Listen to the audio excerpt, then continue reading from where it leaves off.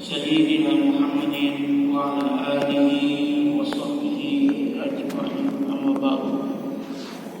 Bapak Ibu sekalian jemaah masjid, yaitu sejak kita ungkapkan yang dirahmati Allah Subhanahu wa taala. Alhamdulillah kita sudah masuk pada minggu terakhir di bulan Sya'ban dan bulan Februari ini, dan kita masih konsisten untuk mengkaji fikih yang sumbernya kita ambil dari himpunan pusat kaji dan fatwa kaji. Salam tidak lupa kita haturkan kepada Nabi kita Nabi Muhammad sallallahu alaihi wasallam beserta keluarganya, sahabatnya, dan pada kita semua yang tetap setia kepada selain bawahnya, yaitu dinul Islam. Bapak Ibu sekalian yang dirahmati Allah Subhanahu wa taala, tema kita insyaallah nanti kalau waktunya cukup akan membahas dua tema. Yang pertama adalah terkait dengan zakat fitrah. Yang ini masih sering didiskusikan di masjid dan di masyarakat. Yang kedua adalah Idul Fitri. Kita akan bicara bagaimana Idul Fitri yang seharusnya kita lakukan. Baik, kita lanjutkan Bapak Ibu sekalian. Ini saya tampilkan adalah data-data di mana kita bisa mengambil sumber terkait dengan zakat fitrah yang sudah dikeluarkan keputusan dan fatwanya oleh Muhammadiyah. Nah, kita ketahui bahwa zakat itu di dalam Islam ada dua, yaitu zakat fitrah dan zakat mal. Zakat fitrah adalah zakatul fitri, adalah zakat yang wajib dikeluarkan karena berbuka untuk mengakhiri Ramadan. Jadi fitrah itu artinya berbuka. Setelah kita selesai puasa selama 1 bulan, maka ada kewajiban yaitu membayar zakat. Kapan diwajibkan zakat fitrah itu? Pada tahun kedua Hijrah, bersamaan dengan diwajibkannya puasa sebelum perintah ada zakat. Jadi memang kalau kita lihat dalam sejarah Bapak Ibu, kewajiban-kewajiban yang kita lihat dalam rukun Islam itu banyak yang diperintahkan setelah hijrah. Setelah hijrah ke Madinah muncullah kewajiban untuk puasa, zakat, termasuk kalau kita lihat sholat juga kan terjadi pada 10 tahun kenabian sebelum hijrah, terjadi Isra Mi'raj. Baik, Bapak Ibu sekalian yang dirahmati Allah Subhanahu wa taala, sedangkan zakat mal itu adalah suatu ibadah wajib yang dilaksanakan dengan memberikan kadar tertentu dari harta milik sendiri kepada orang yang berhak yang ditentukan oleh syariat. Nah, ini berkaitan dengan zakat mal. Batasannya adalah harta itu milik sendiri, bukan milik bersama. Apalagi punya orang lain. Jadi kalau kita ingin mengeluarkan zakat, misalnya itu adalah sebuah usaha bersama, yaitu nanti masuknya adalah zakat usaha, perdagangan dan lain sebagainya, bukan zakat mal pribadi. Selanjutnya saya teruskan saja, karena kita akan bahas dua. Apa hukumnya zakat fitrah itu? Hukum zakat fitrah itu apa? Yang pertama, dia harusnya seorang muslim. Baik dia seorang budak, merdeka, laki-laki, kecil maupun orang besar atau dewasa. Nah, kemudian berapa kadar zakatnya? Terkait dengan kadar zakat ini, Bapak Ibu sekalian, pertama dari jenis. Jenisnya apa? Kalau kita lihat dari hadis riwayat Bukhari, maka zakat fitrah itu adalah makanan, gandum, kurma, keju atau mentega, kismis atau anggur kering. Itu makanya orang berpendapat ya bahwa yang dimaksud dengan zakat itu adalah makanan pokok. Kemudian terkait dengan timbangannya, berapa beratnya? Nah, disinilah mulai terjadi perbedaan pendapat. Ya. Kenapa terjadi perbedaan pendapat, Bapak Ibu? Ya, karena kalimat yang digunakan Nabi dalam hadis itu zakat al-fitri so'an. Ya. Jadi zakat kita itu satu sok. Satu sok itu adalah satu ukuran. Ya. Nah, soal inilah yang menjadi perbedaan pendapat. Nanti akan berdebat terkait dengan satu sok itu sama dengan berapa mud, satu mud itu sama dengan berapa. Nah, ternyata itu nanti kalau menggunakan tempat yang berbeda-beda, itu akan ditimbang berbeda juga. Makanya di sini, ya, kalau kita melihat dengan menggunakan satu sok adalah 1/6 liter Mesir, maka timbangannya nanti kita lihat menjadi 2,5 kilogram. Kita simpulkan begitu. Kalau menurut hitungan itu adalah 2,167 kilogram. Jadi tidak sampai 2,5 kilogram. Nah, sehingga Muhammadiyah memutuskan yang dibulatkan menjadi 2,5 kilogram. Tetapi ada juga ya, dengan menimbang satu sok itu 41 itu adalah 0,797 ya, maka satu sok itu adalah 0,8 liter dikali 4 jadinya 3,2 liter. Nah, ini terkait dengan berapa ya ukurannya itu berbeda. Tapi di Indonesia sudah disepakati juga bahwa zakat fitrah itu 2,5 kilogram. Pertanyaannya bagaimana kalau kita 3 kilo, kan begitu? Kalau kita beli 3 kilo boleh nggak per jiwa? Boleh, karena 2,5 kilogram itu batas minimal. Kalau jenengan mau satu orang itu 50 kilo juga nggak apa-apa, ya. Nah, tapi wajibnya adalah 2,5 kilo. Nah, inilah beberapa pendapat ulama terkait dengan zakat fitrah. Ya. Ada mazhab Hanafi sampai 3,8 kilogram. Mazhabnya Maliki 2,75 kilogram. Syafi'i 2,75 kilogram. Begitu juga dengan Hanbali. Nah, ini pendapat berbeda. Nah, kemudian apakah zakat fitrah itu boleh diganti dengan uang? Ini juga terjadi perdebatan Bapak Ibu di kalangan ulama. Ada ulama yang tidak membolehkan. Kenapa tidak membolehkan zakat fitrah diganti dengan uang? Karena nanti bisa menjadi memberatkan. Ya. Contohnya apa alasan mereka? Misalnya ditentukan oleh negara. Zakat fitrah itu boleh dengan uang, dengan minimal misalnya kategori berasnya 10.000. Artinya kalau 2,5 kilogram 25.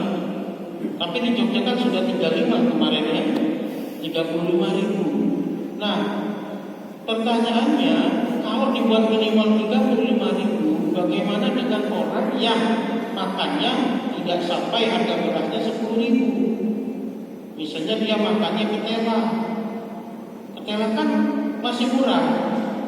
Kalau dia membayar dengan uang dengan 35.000, maka itu memberatkan. Nah, tetapi Bapak Ibu sekalian, ya, kenapa dibolehkan dengan uang itu? Karena untuk memudahkan. Satu, memudahkan distribusi. Yang kedua, memudahkan untuk yang menerima untuk menggunakan yang lainnya. Karena kalau di kita ini kan zakat fitrahnya itu kan beras, ya. Kalau dia dapat beras, nggak ada gas, masaknya gimana? Nah, itu begitu. Kalau dia ada beras, ada gas, tapi tidak punya lauknya, nah sehingga ya membolehkan dengan uang itu, ya menurut yang membolehkan adalah salah satu solusi untuk memudahkan. Nah, tetapi apakah membayar dengan uang itu menjadi sebuah keputusan ijma? Tidak.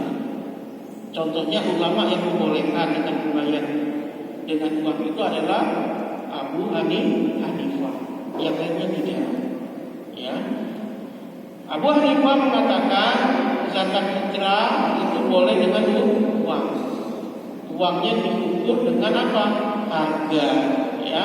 Kalau di sini ukuran 1 tamar 3,8 kg atau 4 kg dikali 50.000, jadinya 200.000. Kalau kita di Indonesia, ya tinggal hitung saja beras standar di Indonesia itu berapa, ya, berapa harganya, berapa kira-kira Pak harga beras standar di Indonesia? Berapa Bu? 14, ya. Kemarin saya lihat ada beras itu harganya 12.000 tapi sudah mulai kuning ya. Ada juga yang 10.000 udah kutuan. Itu gitu ya. Nanti diambil yang standar ya, yang tak campur itu tidak menguning. Kalau 14.000 misalnya kita bulatkan jadi 15.000 per kilo, berarti kalau 2,5 kilo jadi berapa? 37,5 ya. Jadilah 38.000. Tetapi saya sarankan bagi orang-orang yang tidak mampu dengan membayar uang, cukup dia bayar dengan beras saja atau dengan bahan makanan yang dia makan, Bapak Ibu. Jadi kalau yang dia makan itu adalah ketela, ya sudah bayar saja dengan ketela. Iya.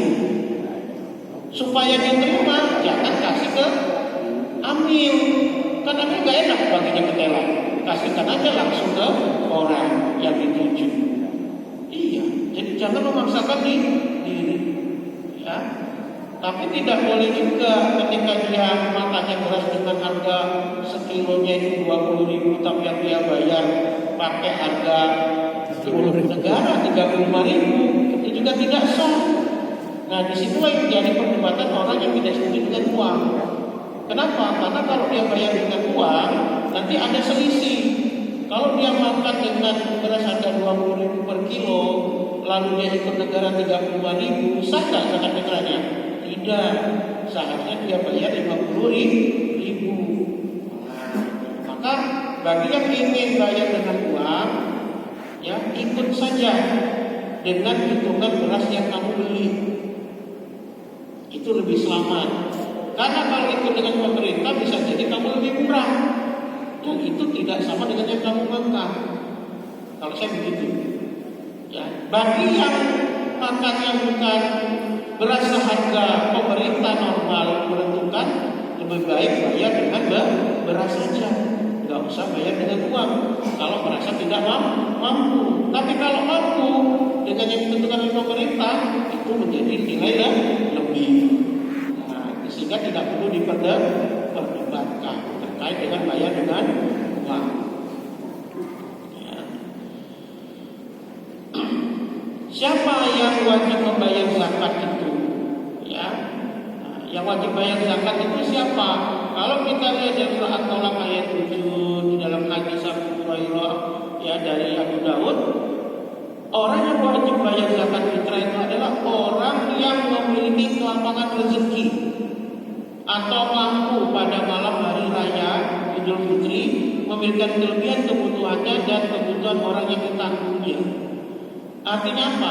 Dia untuk makan besok itu masih ada dan ada lebihnya, dan lebihnya ini cukup untuk bayar zakat fitrah. Maka orang itu wajib bayar zakat fitrah. Ya, nah itu.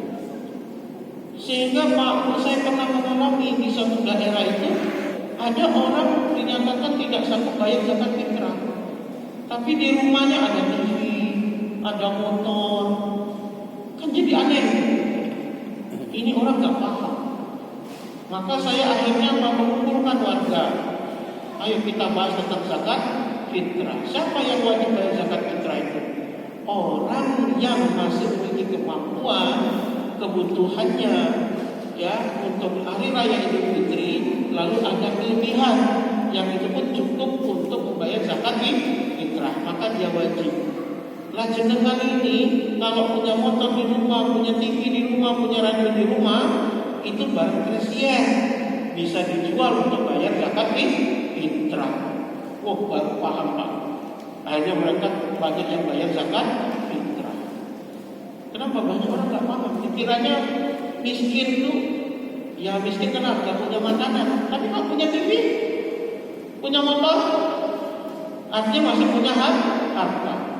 Nah, kita jangan salah paham. Jadi siapa yang pada malam hari raya dia cek masih punya harta untuk memenuhi kebutuhannya di saat Idul Fitri dan ada kelebihan, ya, dan cukup untuk bayar zakat fitrah, maka wajib dia bayar zakat fitrah. Hati-hati Bapak Ibu, jangan buru-buru bilang tak mampu, ya, jangan buru-buru. Nah, zakat fitrah itu fungsinya untuk apa? Peningkatan kualitas spiritual melalui pembersihan diri, ya, sosial sebagai ungkapan solidaritas berupa santunan kepada orang miskin. Maka dikatakanlah, ya, dalam hadis itu Nabi bersabda, zakatul fitri tuhrotan lis-shaimi minal lagwi wal rafas wa tuhmatan lil masakin. Jadi zakat fitrah itu untuk membersihkan, mensucikan orang yang berpuasa dari perbuatan yang apa? Sia-sia dan mengandung dosa, serta memberi makan orang miskin. Jadi siapa tahu selama kita puasa itu, Bapak Ibu, Mas Mbak, kita melakukan hal yang sia-sia, tidak bermanfaat, ya, bahkan mendatangkan dosa. Nah, itu untuk membersihkan, ya, fungsi dari zakat fitrah.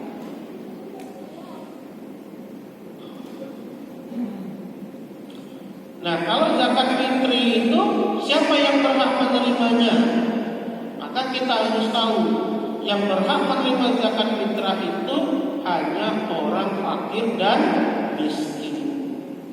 Berbeda dengan zakat mal. Kalau zakat mal itu ada 8 orang yang berhak menerimanya. Tapi kalau zakat fitri hanya fakir dan miskin. Ya, kalau di dalam hadis tadi disebutkan waktu matan di rumah sakit, memberi makan untuk orang miskin. Di bawahnya orang miskin ada siapa? Fakir, ya kan? Maka yang dapat itu fakir dan miskin. Jadi yang dapat zakat fitrah maksimal orang miskin, minimal orang fakir. Maka hati-hati Bapak Ibu, apalagi takmir kalau membagikan zakat fitrah, jangan sembarangan. Dilihat dia ini kategori miskin enggak? Miskin itu siapa? Orang yang punya pekerjaan namun tidak mampu memenuhi kebutuhannya. Fakir itu siapa? Orang yang tidak punya pekerjaan, ya, dan tidak mampu memenuhi kebutuhannya. Nah, dilihat juga Bapak Ibu, di Indonesia ini pekerjaan orang itu kan berbeda-beda. Dan di Indonesia ini punya adat kebiasaan. Kalau lebaran selama 1 minggu itu ada pekerjaan yang tidak buka, ada pekerjaan yang ditutup. Contohnya misalnya, pas hari raya sampai seminggu itu ada nggak orang yang bekerja sebagai tukang bekerja? Nggak ada kan? Semuanya diliburkan. Padahal tukang itu kerjanya dapatnya harian. Meskipun pembayarannya kadang di akhir atau mingguan kan. Artinya mereka akan mengalami kekurangan biaya hidup. Maka orang yang seperti ini, ya, zakat fitrahnya tidak harus kita kasih hanya 1 bagian. Bisa berapa bagian untuk memenuhi kebutuhan hidupnya. Ya. Kuli panggul pasar, Bapak Ibu. Pasar kan banyak tutup kalau lebaran. Maka kita pikirkan ketika membagikan ke mereka itu jangan 1 bagian, lihat kebutuhannya apa. Nah, karena di Indonesia ini adatnya begitu. Jangan samakan dengan di Arab Saudi. Arab Saudi itu kalau habis sholat ketemu keluarga selesai, tidak ada kegiatan lain. Yang pedagang buka toko, yang berkebun. Nah, kalau di kita kan beda. Ya, kalau di kita tuh seminggu Pak tukang juga kerja. Kok tahu Ustaz? Saya punya teman begitu tuh. Wah, kalau lebaran itu mungkin bagi orang senang, bagi kita ini mikir, Ustaz. Kenapa? Seminggu nggak kerja kita. Kenapa? Lebaran. Kuli-kuli panggul, ya. Orang yang ikut kerjanya serabutan harian itu, banyak kok kerjanya. Nah, maka mereka ini harus menjadi perhatian tuh khusus. Ya, karena saya pernah mendapati ada mereka cuma dibagi satu bagian dan lihat juga kebutuhannya. Ya. Jangan buru-buru kembali ke daerah yang lain. Nah, itu pengalaman saya melihat kondisi yang ada. Kemudian, kapan waktu mengeluarkan zakat fitrah? Mengeluarkan zakat fitrah, Bapak Ibu bisa dilakukan selama bulan Ramadan. Itulah hadis yang diberikan oleh Ibnu Umar, ya, riwayatnya dari Muslim. Farada Rasulullah sallallahu alaihi wasallam zakat al-fitri min Ramadan. Jadi selama bulan Ramadan itu silakan, boleh bayar di awal, ya silakan. Bisa juga bayar sebelum akhir, ya. Jadi kapan batas waktunya? Kita lihat hadis Bukhari, ya. Zakat al-fitri, zakat fitrah itu wa amaru biha atu'adda qabla khurujin nasi ila shalah. Jadi zakat fitrah itu dikeluarkan, ya, paling akhir kapan? Sebelum orang keluar untuk sholat Id. Jadi pagi-pagi di hari raya itu masih boleh kita bayar zakat fitrah kalau lupa malamnya. Atau memang kita sengaja untuk bayar di pagi juga boleh sampai orang keluar untuk melaksanakan sholat. Ya. Tapi kalau orang sudah berangkat sholat sudah dilaksanakan, maka itu menjadi apa? Sodako. Ya. Maka hati-hati, Pak Bu. Nah, salah satu kemudahan kok boleh bayar zakat fitrah dengan uang itu, ya contohnya apa? Kalau orang lupa, saya kadang telepon malam-malam, jam 12, Ustaz Budi mohon maaf, saya lihat masih online, ini saya telepon, ada apa Pak? Saya lupa bayar zakat fitrah. Masya Allah. Oke Pak, berapa orang? Sekian orang. Berapa ya Pak? Ganti dengan orang mana? Nah itu, kalau orang Jogja sekian. Tapi saran saya biar kita merasa lega, maka sesuaikan saja dengan apa? Dengan beras yang dengan makan. Coba tanya istrinya, beli beras untuk makan itu berapa harganya per kilo? Lalu kalikan 2,5 kilogram. Lalu kalikan berapa kepala yang harus dibayar zakat fitrahnya. Nah, berarti itu baru transfer. Nah, saya hemat itu kalau kayak gitu. Ya, tinggal kita ambil di ATM sambil mau berangkat ke tempat sholat sambil saya bagikan. Biasanya saya bagikan habis sholat subuh. Nah, kalau orangnya ke masjid kasih kalinya ada zakat fitrah dari sebulan ke bulan. Masuk ke orang kira-kira senang banget ya. Habis sholat dapat THR dari zakat fitrah. Ya, nah itu salah satu kemudahan ketika bayar dengan uang. Ya. Oke, kita lanjutkan. Ya. Nah, sekarang Bapak Ibu, ya, menjadi permasalahan adalah pendistribusian. Apakah pembagian zakat fitrah itu harus sebelum sholat Id sudah selesai semua? Apa bisa dibagikan setelah sholat Id? Ini yang menjadi diskusi. Kenapa? Karena banyak juga pengurus masjid itu yang mengurus zakat fitrah itu kerepotan, Pak Bu. Sudah dibagikan kupon nggak diambil. Sudah ada yang kasih proposal kan pakai surat, udah disisakan, dijatahin nggak diambil, ditunggu sampai malam nggak diambil, kan kerepotan. Kalau asal bagi nanti disalahkan orang, ya, apalagi tetangga, oh sana kok kebanyakan dibagi kami, wah itu masalah juga itu.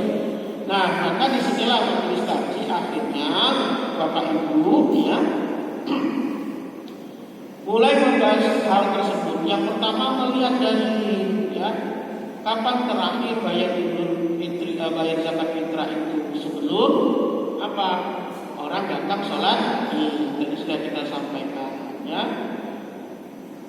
Nah, kemudian zakat fitri itu dibagi kepada fakir miskin. Fungsinya untuk apa? Menggembirakan mereka pada hari raya. Ya, berkecukupan pada saat hari raya. Hadis riwayat dari Bukhari itu zakat al-fitri wa qala amruhum fi hadzal yaum. Ya, sehingga mereka merasa cukup dan tidak perlu minta di hari raya. Namun dalam kondisi tertentu mendapati kesulitan waktu, jarak, adaptasi dan distribusi, maka zakat fitrah baru dapat disalurkan setelah sholat Id. Artinya apa?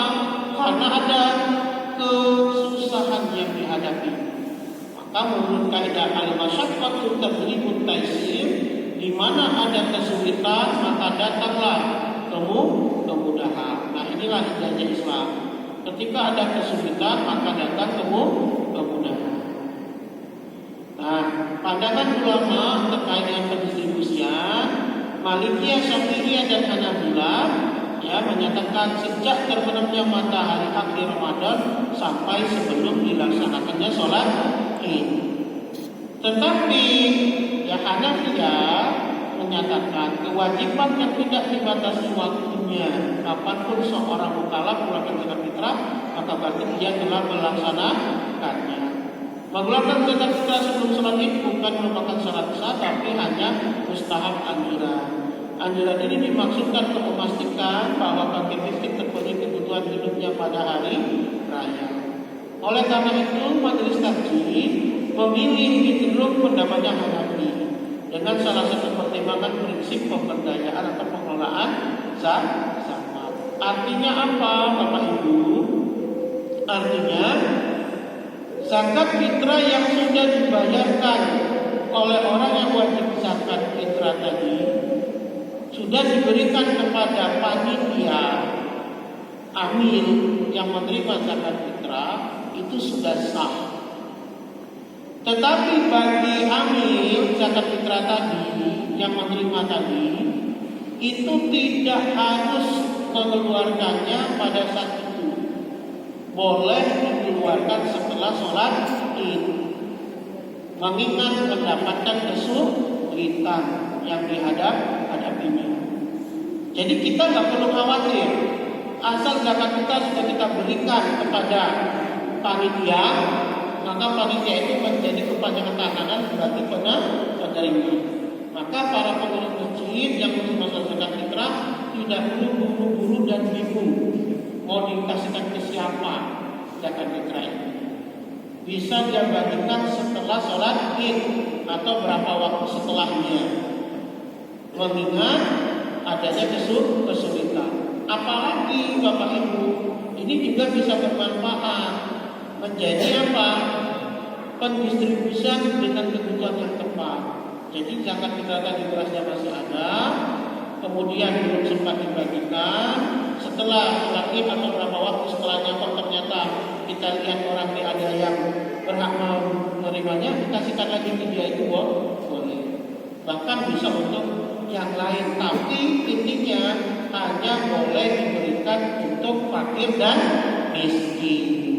Gak boleh diberikan selain mereka. Gak boleh juga untuk dana renovasi masjid, gak boleh. Oh, ini ada beras sisa zakat fitrah, ada beras itu gak boleh. Hanya cukup untuk fakir miskin. Maka hati-hati, karena dia berbeda dengan zakat mal. Apakah boleh kita bayar zakat fitrah itu sendiri? Boleh, silakan. Tidak perlu dititipkan ke amil, silakan. Tapi kalau dititipkan ke amil di masjid kita, itu lebih merata. Karena mereka tahu siapa yang sangat membutuhkannya. Maka para amil yang mengurusi itu harus punya database yang benar. Nah, Muhammadiyah adalah organisasi yang pertama mengusulkan ada amil zakat fitrah itu supaya ada pemerataan. Itu kalau Bapak Ibu lihat sejarah di Indonesia. Karena dulu sebelum ada itu, Bapak Ibu, zakat fitrah itu biasanya hanya dititipkan kepada golongan tertentu saja. Biasanya siapa? Dukun beranak. Masih ingat kan? Ya kan? Iya, ibu saya juga begitu. Ini kasihkan si bayi ini kalau dulu lahir sama dia. Ya, telah zakat fitrah ke sana. Ada juga yang dititipkan ke ustaz, ya kan? Nah, ada yang dititipkan ke sini. Nah, sejak Muhammadiyah punya ini itu perlunya ada panitia yang ngurusin supaya merata. Nah, itu. Tapi kalau jenengan mau ngasih sendiri tidak apa-apa, karena tidak harus ke panitia. Ya, siapa yang harus kita kasih duluan? Lihat ada nggak di keluarga kita yang fakir dan miskin? Kalau ada kasihkan, tidak apa-apa. Jadi tidak ada larangan memberi zakat fitrah kepada keluarga sendiri. Yang nggak boleh itu orang yang dalam tanggungan kita. Kita kasih anak kita sendiri, padahal anak kita kasih makan sendiri. Itu nggak boleh. Jadi misalnya jenengan punya saudara itu tanggungannya suaminya, masih punya suami, lihat kok fakir dan miskin kategorinya, kasihkan ke sana, tidak apa-apa. Jangan salah paham, karena kategori penerima zakat fitrah itu adalah fakir dan miskin. Tidak ada larangan ke keluarga yang masih ada bau keluarga, silakan. Ya, jangan sampai keluarga sendiri kumis, kita bayar ke masjid yang belum tentu mereka dapat. Nah, itu ya Bapak Ibu. Oke, ini suatu yang baru didengar ya. Oke, kita lanjut. Nah, sekarang kita berbicara tentang masalah Idul Fitri. Kalau masalah pandemi kita sudah pernah dengar ya, bolehnya sholat Id sendiri ya, tidak bersama dengan masyarakat. Ya, tidak perlu saya bahas ya. Oke, jalannya saja. Nah, ini Bapak Ibu, bagaimana adab menyambut Idul Fitri? Kita sering sekali di masyarakat kita lihat kalau jarang ke tempat sholat itu apa yang dilakukan? Ngobrol, ya kan? Nanyain harga baju orang yang lewat, nanyain kapan datang, ya. Apalagi yang ditanya Bu, biasanya Bu, yang suka sholat Id, kalau di jalan apa yang ditanya? Yang paling fatal tanya udah nikah belum ya? Nah, itu yang paling fatal. Pertanyaannya nggak boleh ditanyakan itu. Ya. Nah, adab menyambut Idul Fitri bagaimana? Yang pertama memperbanyak takbir. Ya, memperbanyak takbir. Kemudian makan sebelum berangkat sholat Idul Fitri. Nah, ada dua beda antara Idul Fitri dan Idul Adha. Kalau Idul Fitri kita itu makan terlebih dahulu sebelum berangkat untuk sholat Id. Kalau Idul Adha kita puasa sebelum berangkat Idul Adha. Puasa itu maksudnya menahan diri untuk tidak sarapan. Bukan puasa seperti yang biasa sahur dulu, nanti pulang sore buka, bukan begitu.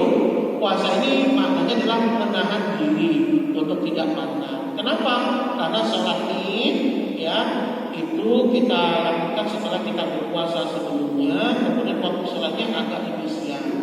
Sedangkan Idul Adha ya waktu sholatnya lebih cepat. Kenapa? Karena mau ada pemotongan hewan kurban. Kalau kita sarapan dulu, jadi nanti lebih lama ke siang. Cuma itu saja Bapak Ibu ya. Jadi makan sebelum berangkat sholat. Kemudian mandi. Mandi ini maksudnya bukan mandi biasa, tapi mandi sesuai dengan tata cara mandi junub atau mandi wajib. Jadi ada mandi sunnah itu seperti mandi junub. Jadi kalau sholat Jumat ya, nah itu mandi besar bahasanya. Yang kemarin Bapak Ibu sudah pernah mendengarkan bagaimana caranya. Kemudian berhias pakaian yang bagus, memakai wangian. Nah, kalau ini nggak usah diajari, ya, nggak usah diberitahu, sudah mempraktekkan. Ya. Jadi orang Indonesia itu kalau mau sholat Id mesti baju yang paling bagus, ya, parfum. Nah ini sudah biasa kalau Indonesia. Berangkat dan pulang berjalan kaki melalui jalan yang berbeda. Jadi kalau berangkatnya itu lewat sebelah barat, pulangnya sebelah timur. Tapi ini nggak wajib Bapak Ibu, karena harus melihat kondisi. Kalau memang bisa, ya seperti saya biasanya kalau berangkat lewat dari sebelah timur, nanti pulangnya muter, karena bisa. Tapi kalau nggak bisa jangan dipaksa, dan malah jauh sampai rumah jam 12 malah lapar, ya nggak usah. Ya. Nah, kenapa?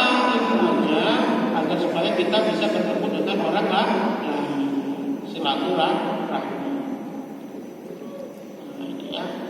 Kemudian hukum sholat id itu apa? Hukum sholat id itu adalah sunnah muakkad. Sholat sunnah yang sangat ditekankan, mendekati wajib. Ya. Nah, itu tidak ada dalil yang mengatakan hukumnya wajib, hanya sebatas sunnah muakkadah. Ya. Nah, kenapa tidak masuk wajib? Ini hadis riwayat Bukhari dari Abu Talha itu. Ketika dia menanyakan tentang Islam, maka Rasulullah SAW maksud sholawat fi yaumi wa lailati. Jadi salah satu kewajiban di dalam Islam itu adalah sholat 5 waktu pada malam dan siang hari.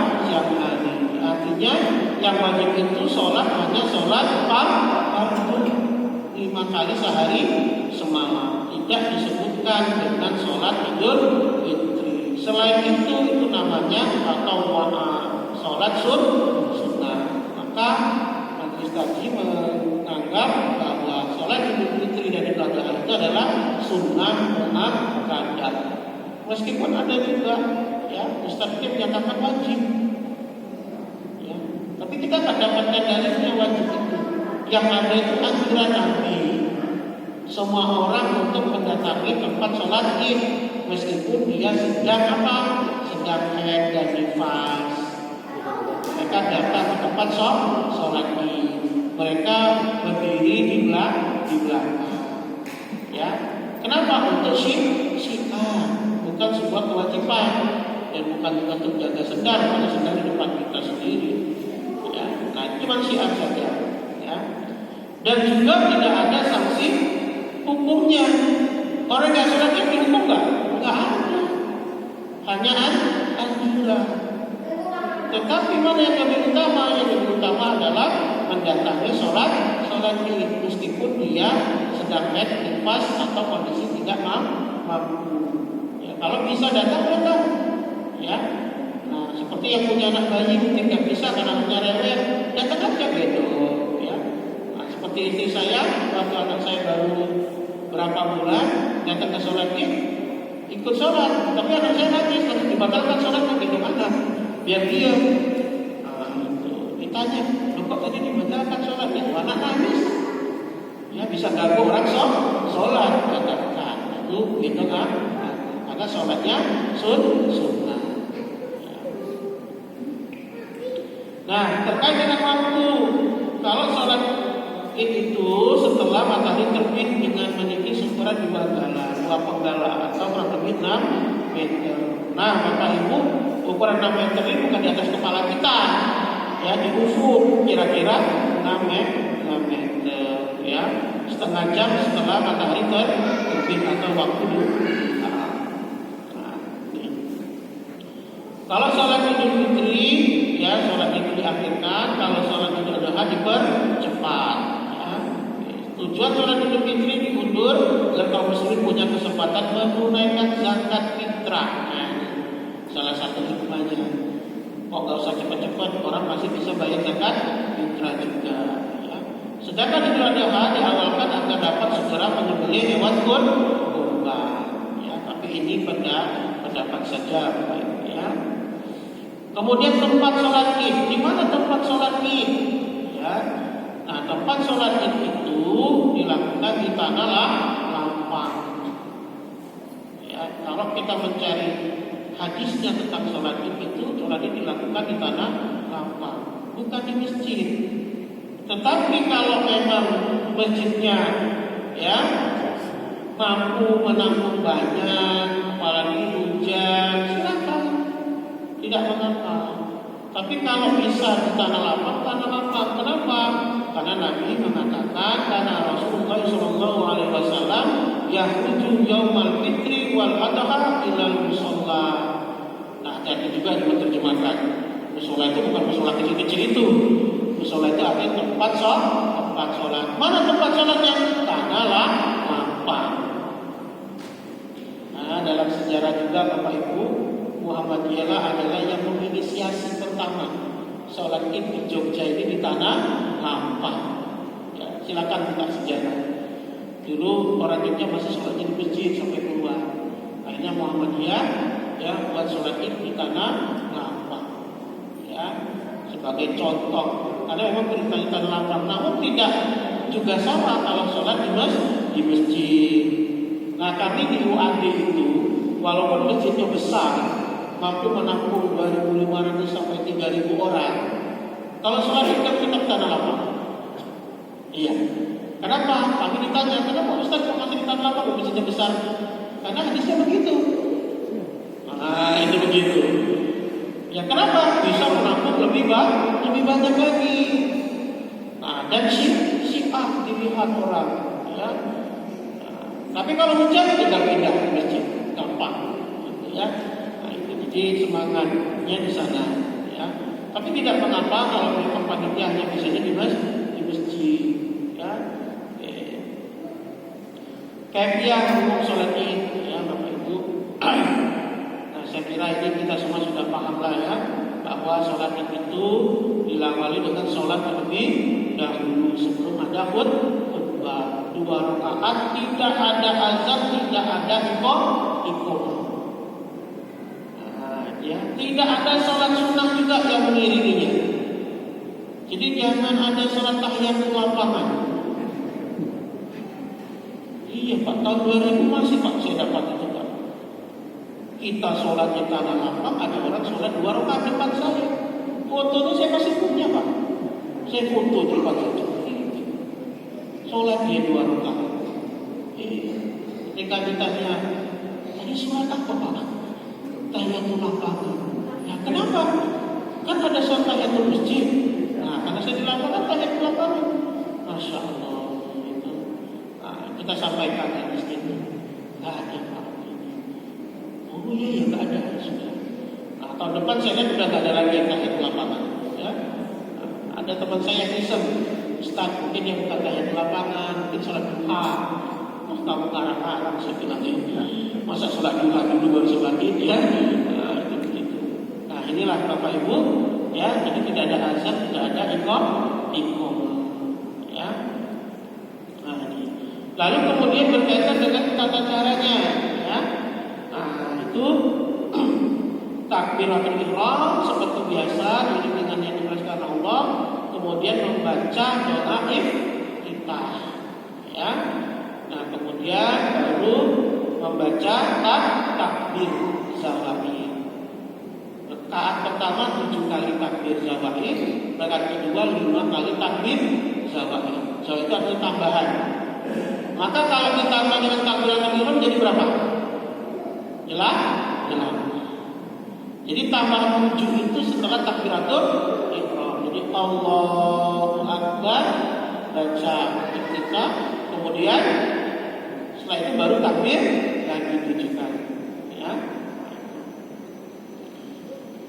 Sama juga dengan kaki kedua.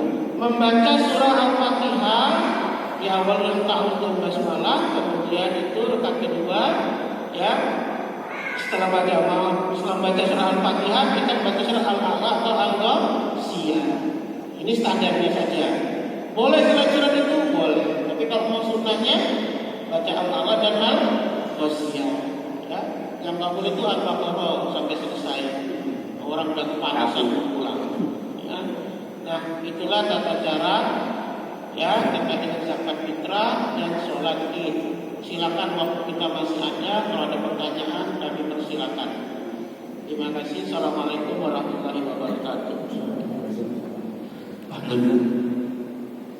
Alhamdulillah, jazakallahu khairan katsiran kepada beliau Ustaz Hidayat yang telah memaparkan tentang tujuan, tentang hukum, tentang tata cara membayar zakat fitrah dan menjelaskan tentang Idul Fitri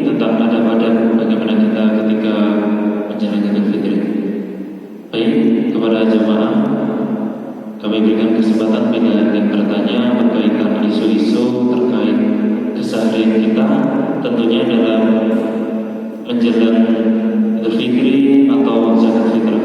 Kepada Bapak Ibu dipersilakan.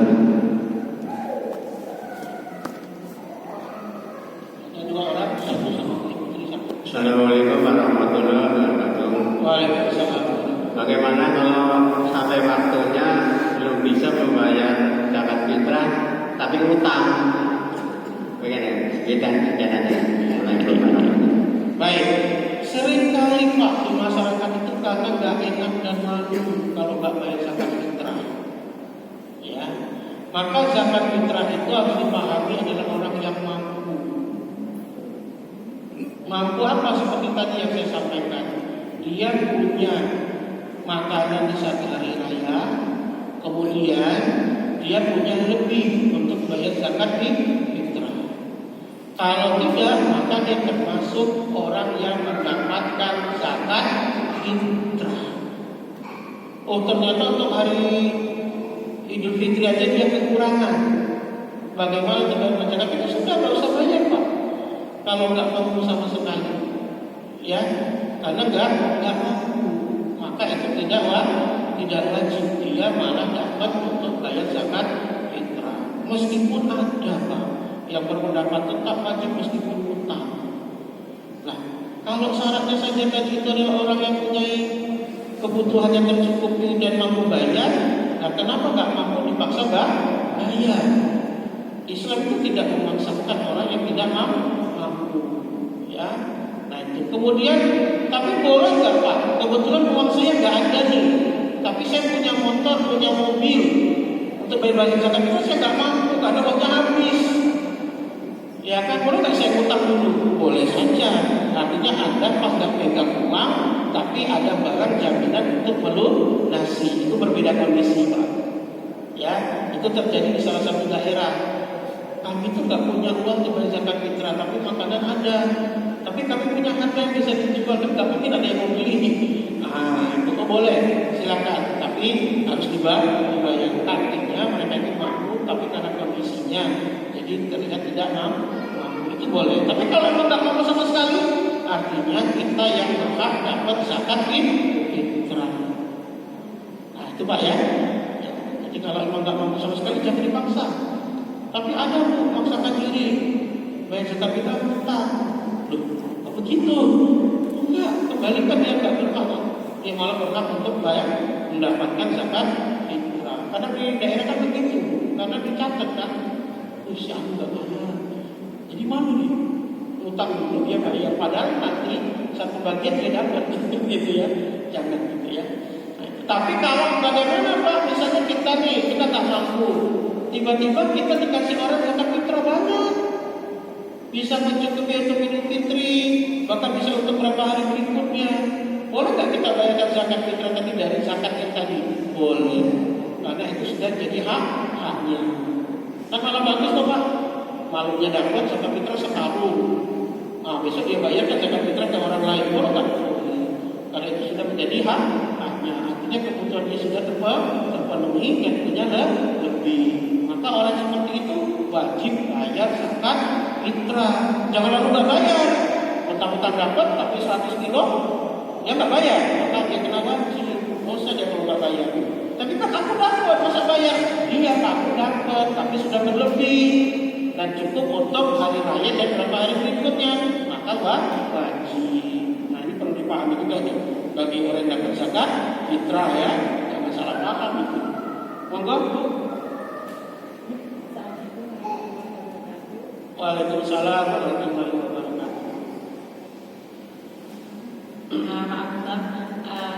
Yang saya tanyakan, apabila ada orang tua yang sudah tua, maksudnya sudah tidak lagi mempunyai penghasilan, kemudian dia hidup bersama putrinya, kemudian apakah orang tua ini boleh diakan fitrah oleh putra putrinya? Yang pertama, apakah orang tua tersebut juga menerima zakat fitrah?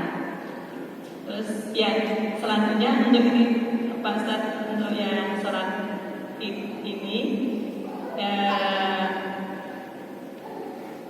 tambahan takbiratul ihram itu 7 kali setelah Serani. Selama ini saya mendapat kalau Serani itu kadang-kadang imamnya kan begitu takbir Cepat ya. langsung ya Fatihah begitu. Apakah ini tidak pakai debat? Baik. Assalamualaikum warahmatullahi wabarakatuh. Waalaikumsalam warahmatullahi wabarakatuh. Bapak Ibu sekalian, yang pertama, kewajiban orang membayar zakat fitrah itu siapa yang wajib bayar zakat fitrah? Orang yang menanggung hidup kita. Maka siapapun yang menjadi tanggungan kita, kitalah yang membayarkan zakat fitrahnya. Anak, istri, orang tua kalau yang kita tanggung hidupnya, keponakan yang kita tanggung hidupnya, pembantu yang kita tanggung hidupnya. Siapa yang bayarkan zakat fitrahnya? Kita. Jadi kalau orang tua, saudara, siapapun itu tinggal di rumah kitalah yang biasanya menanggung hidupnya, memberi makan minumnya dan kebutuhannya, maka kitalah yang wajib membayar zakat fitrahnya. Kecuali satu rumah tapi punya pekerjaan masing-masing, memenuhi kehidupannya masing-masing, beda lagi.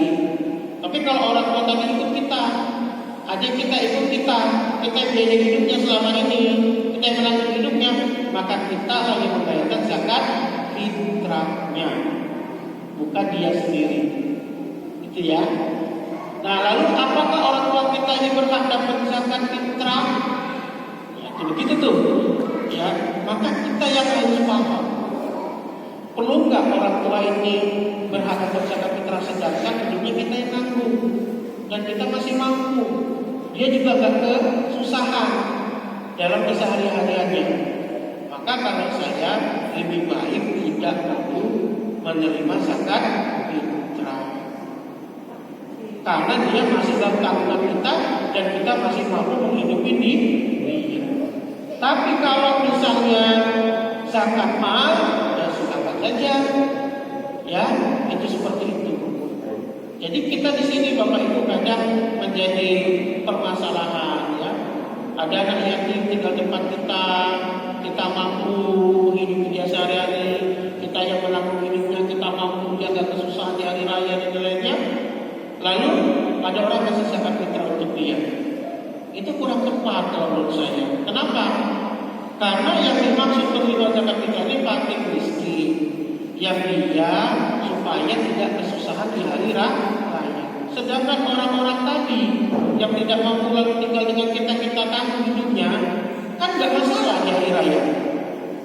Nah, lebih baik diberikan kepada orang lain. Bisa paham, Bapak Ibu? Ya. Nah, kita yang menanggung dengan kesenangan dapat banyak gitu ya. Jangan, karena kita mampu dan dia nggak kesusahan gitu loh. Ya. Apalagi anak ngasih orang tua, itu gak pantas juga itu.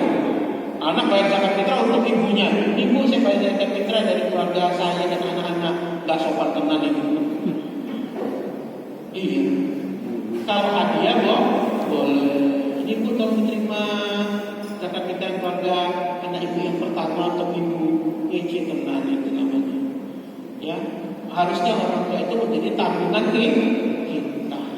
Itu ya. Bapak sekalian, hati-hati, ini sering terjadi. Dia mampu menanggung keponakan segala macam, terus menerima zakat fitrah untuk apa? Lebih baik diberikan yang lain, ya. Nah, itu begitu. Itu seperti itu. Itu pendapat saya, ya. Kemudian terkait dengan takbir zawaid, ya. Kok biasanya cepat banget, Ustaz? Imam-imam itu kalau sholat kayaknya nggak mungkin deh baca doa iftitah, ya kan? Ya kita nggak tahu mereka baca apa enggak. Siapa tahu bacanya the flash. Kalau mau baca ini begitu, kita nggak tahu juga ya. Kadang imam itu bacanya the flash juga ya. Apalagi ketika takbir zawaid, Allah cepet banget itu, ya. Nah ini, jadi doa iftitah. Apakah doa iftitah diwajibkan? Itu pertanyaannya. Enggak wajib. Doa iftitah itu sunnah. Siapa tahu karena mundur, langsung aja ustaznya nggak baca iftitah, gitu ya. Tapi kita sebagai kaum muslimin yang baik, ikutilah tuntunan yang ada. Jangan membedakan mana sunnah, mana wajib. Itu yang utama. Tapi kalau kondisi tidak memungkinkan, ya sudah gunakan yang wajib saja. Kalau memang kondisi tidak memungkinkan, saya kira begitu. Bapak Ibu sekalian, terakhir ya, satu ya, kita lagi nggak azan. Tentang waktu penyerahan kepada zakat fitrah kepada panitia, juga panitia kepada mustahik, maksudnya paling lambat kapan? Ya, tadi sudah disampaikan Pak, kalau menurut hadis sampai sebelum orang berangkat sholat id, waktu pengeluaran dan penyaluran berdasarkan hadis. Tetapi karena menghadapi kesulitan, maka Muhammadiyah memutuskan sama seperti yang diputuskan oleh Imam Hanafiyah, ya Abu Hanifah, yaitu menerimanya itu maksimal sampai orang belum keluar sholat id. Pembagiannya terserah kapanpun, karena sudah diwakilkan oleh Amin. Nah, itu seperti itu Pak. Kalau berapa hari sebelumnya? Tidak ada ketentuannya. Silakan. Misalnya 3 hari sebelumnya, 2 hari sebelumnya nggak masalah. Nggak masalah. Pembagiannya itu. Ya. Cuma paling lambat ya tadi ya. Ya paling lambat yang teruskan nanti sebelum orang pergi sholat. Ya. Cukup ya, Bapak Ibu. Terima kasih. Ya, Allah alam bisawab, dan terima kasih atas kesediaannya selama berapa bulan ini bersama saya di dalam lanjutan Ramadan. Semoga kita dalam kondisi yang bersih dan suci, yang pun segala dosa, dan bisa mengikuti Ramadan dengan baik sampai selesai dan ketemu dengan Ramadan yang lainnya. Assalamualaikum warahmatullahi wabarakatuh. Waalaikumsalam. Alhamdulillahirabbil alamin. Telah sampai di penghujung acara. Terima kasih kepada seluruh jamaah sekalian, bahwasanya pada pertemuan Senin kali ini kita cukupkan, insyaallah membahas mengenai fikih Ramadan. Semoga menjadi bekal kita bertemu dengan bulan Ramadan dalam rangka meraih ridha Allah Subhanahu wa taala. Dan kami juga mengundang kepada seluruh jamaah